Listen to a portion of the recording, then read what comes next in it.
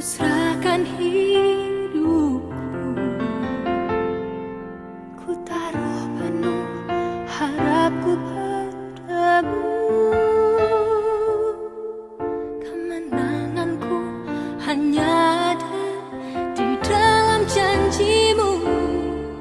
Engkaulah Tuhan pemilik hidupku. Dalam tanganmu ku serahkan hidupku, ku taruh penuh harapku padamu. Kemenanganku hanya ada di dalam janjimu. Engkaulah Tuhan pemilik hidupku. Semua yang terjadi dalam hidupku, semuanya atas seizin dirimu. Semuanya indah dalam rencanamu, sebab ku tahu kau pemilik hidupku.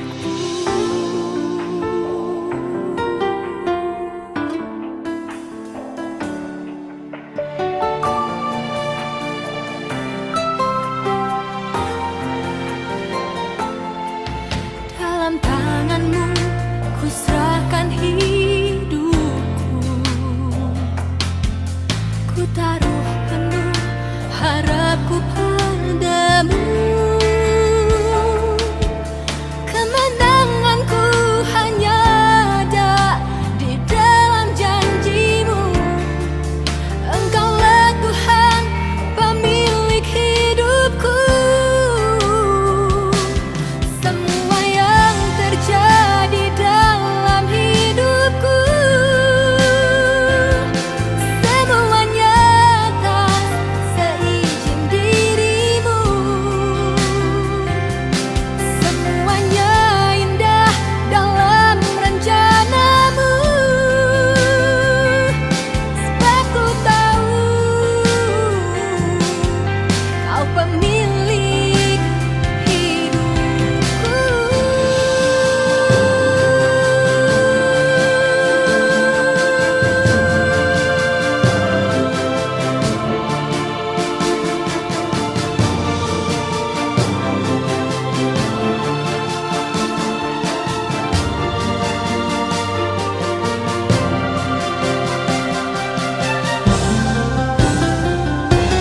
Semua yang terjadi dalam hidupku,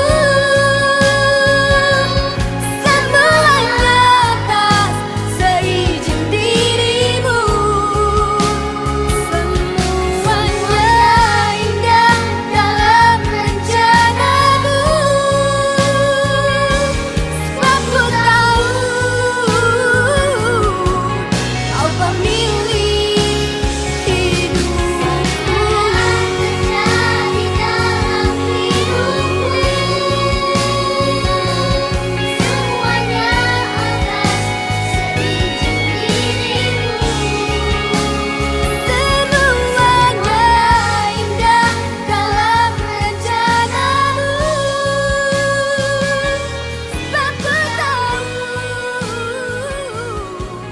kau pemilik hidupku.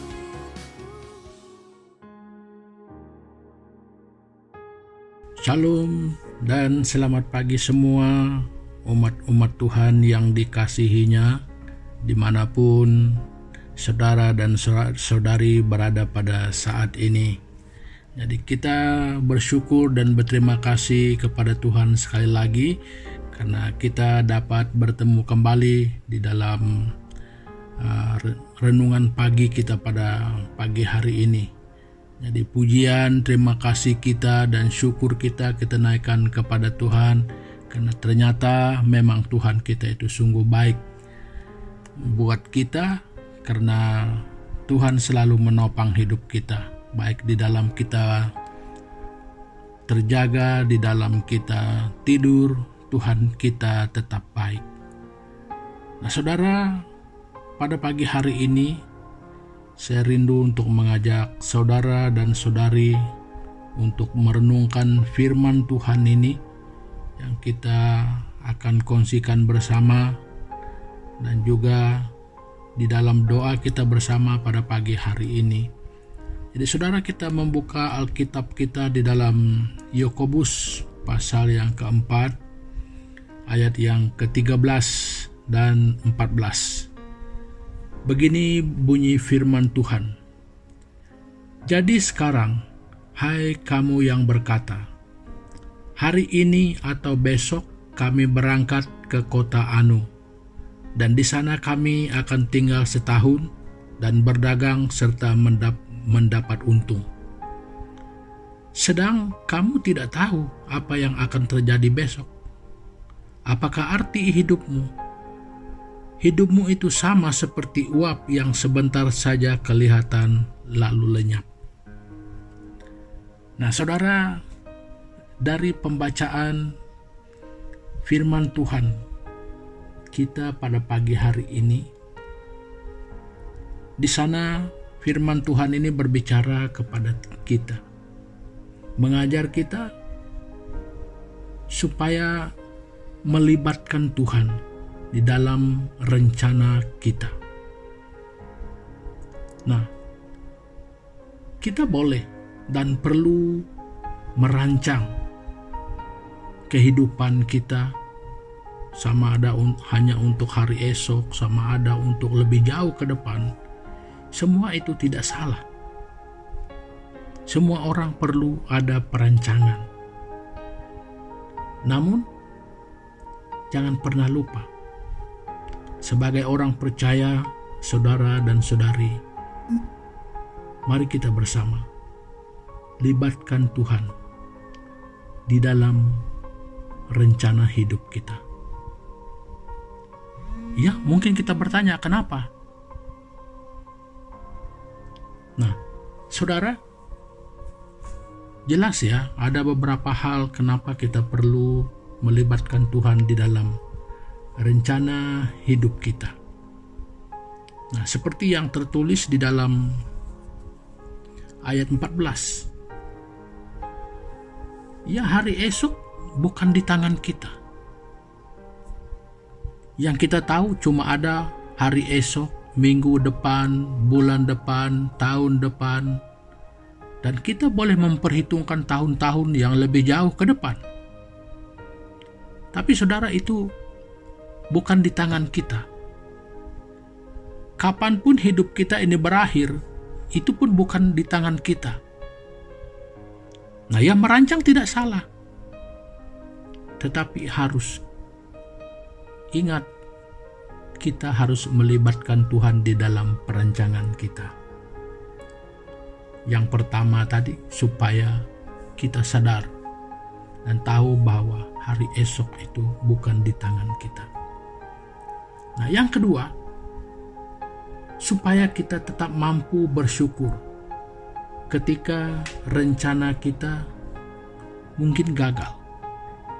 Ya, tahu saja saudara, kita merencanakan, mungkin banyak orang sulit mengerti apakah rencana kita ini rencana yang dikehendaki Tuhan, yang sesuai dengan pandangan Tuhan. Ya, mungkin tidak banyak orang boleh mengerti sampai di sana. Nah, oleh itu, tidak kurang juga kita dapat melihat dan menyaksikan, bahkan mendengar banyak rencana yang dilakukan oleh manusia berlaku tidak sesuai seperti mana yang direncanakan. Jadi, tidak kurang yang merasa down, merasa sangat kecewa. Apalagi kalau rencana itu memang total rusak, jauh tidak seperti yang diinginkan. Nah, itu berkemungkinan memberi kesan yang sangat parah. Jadi boleh jadi sampai menyalahkan Tuhan. Tidak kurang orang meninggalkan gereja karena kegagalan rencananya. Seolah-olah Tuhan tidak campur tangan, seolah-olah Tuhan tidak memperdulikan. Nah, Ini bahayanya, saudara. Mengapa kita sebagai orang percaya jangan pernah melupakan Tuhan di dalam rencana kita. Nah, kalau kita melibatkan Tuhan di dalam rencana kita, ketika berlakunya kegagalan seperti yang tidak seperti yang kita ingini, tidak persis seperti itu, namun kita tetap bersyukur. Kita pandai bersyukur. Hati kita mengerti, roh kita akan mengerti bahwa inilah yang Tuhan kehendaki bagiku. Nah, itu beda sangat dengan kalau kita melupakan Tuhan di dalam rencana hidup kita. Kita akan merasa kecewa kepada Tuhan. Kita akan mempersalah dan mempersoalkan Tuhan, kenapa Tuhan Engkau tidak memberkati apa yang aku rencanakan, sedangkan semua ini baik. Nah, itu bisa saja terjadi ketika kita tidak melibatkan Tuhan di dalam rencana kita. Nah, yang ketiga, ini lebih parah lagi, saudara. Kita perlu melibatkan Tuhan di dalam rencana hidup kita, supaya kita tidak berdosa ketika keinginan kita tak terpenuhi. Nah, kira-kira seperti apa? Sampai boleh berdosa kalau tidak melibatkan Tuhan? Iya. Kalau rencana kita itu musnah total, apalagi kalau rencana kita itu melibatkan orang lain, boleh jadi akan menimbulkan masalah-masalah yang lebih besar. Boleh jadi juga akan memberi pengaruh yang buruk di dalam keluarga karena ketidakpuasan hati kita. Makanya di sana sini kita memandang orang lain bersalah. Mood kita akan bertukar. Kita mulai memandang tiada orang lain yang benar, kita saja yang benar. Makanya semua itu akan menimbulkan dan menjadi benih dosa di dalam diri kita. Nah, saudara, yang terakhir, supaya kita mampu belajar mengasihi Tuhan daripada mengasihi dunia. Saudara, mengapa saya katakan demikian? Karena keinginan manusia ini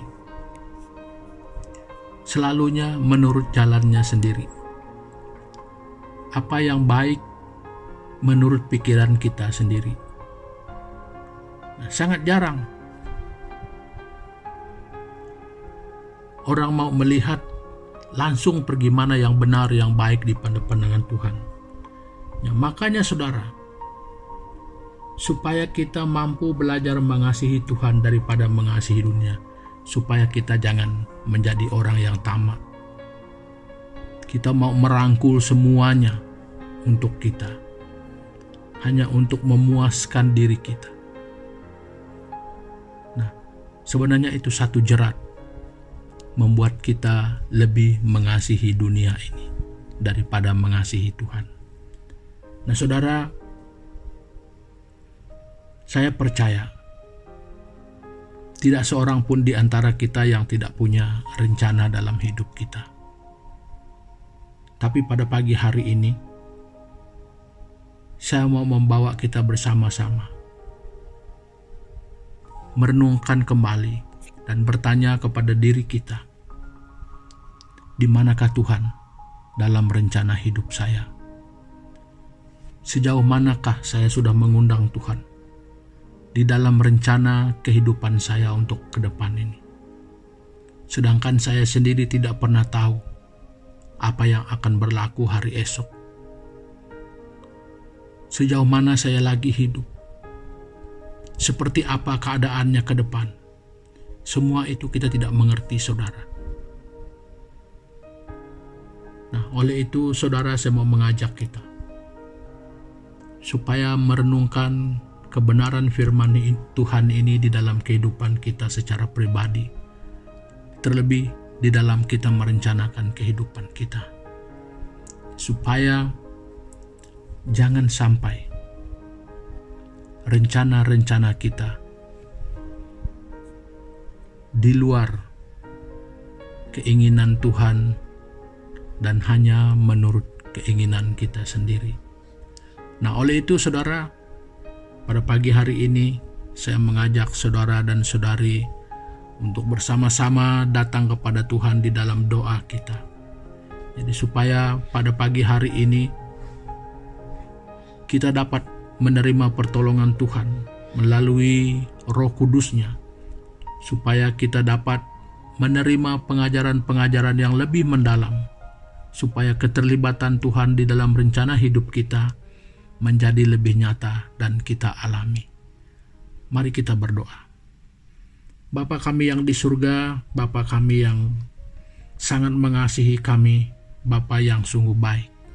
Dan Tuhan, kami bersyukur pada pagi hari ini karena Tuhan mengingatkan kami, karena Tuhan sudah berbicara kepada kami bahwa Tuhan ingin turut serta di dalam rancangan dan rencana hidup kami ke depan. Dan Tuhan mengingatkan kami, jangan pernah meninggalkan Tuhan. Di dalam kami merencanakan, di dalam kami memikirkan kehidupan kami untuk hari-hari ke depan ini. Dan Bapa, pada pagi hari ini kami berdoa, kami mengundang Roh Kudus Tuhan, kami mengundang pertolongan Tuhan, supaya mengajar kami untuk senantiasa memohon kepada Tuhan, tuntunan daripada Tuhan, supaya kami senantiasa meletakkan dasar kehidupan kami, rencana masa depan kami, hanya di dalam tangan Tuhan. Jadi supaya kami senantiasa dapat melihat kebaikan dan rencana Tuhan yang lebih indah di dalam hidup kami daripada kehidupan dan rencana yang kami pikirkan baik untuk diri kami sendiri. Ya Tuhan, biarkan kami dapat merendahkan diri kami di hadapan Tuhan, supaya selalu tunduk dan takluk kepada rencana yang lebih baik, rencana kehidupan yang lebih sempurna yang Tuhan sediakan bagi kami. Jadi Bapa, kami berdoa supaya kehidupan kami di sepanjang hari ini, Tuhan, Engkau pimpin kami, supaya kami dapat melihat bagaimana kebaikan Tuhan di dalam kehidupan kami setiap hari, dan rencana-Mu yang indah untuk kami hari ini dan ke depannya. Kiranya Tuhan Yesus, setiap orang, umat-umat Tuhan pada hari ini, semua kami dapat merasakan dan mengalami tuntunan Tuhan kepada kami semua pada hari ini. Di dalam nama Tuhan Yesus kami sudah berdoa. Amin. Jadi saudara-saudari, terima kasih karena dapat bersama-sama meluangkan masa untuk bersama dengan kita di dalam renungan kita pada pagi hari ini. Dan kiranya kita berjumpa kembali di lain kesempatan. Terima kasih. Tuhan Yesus memberkati kita bersama.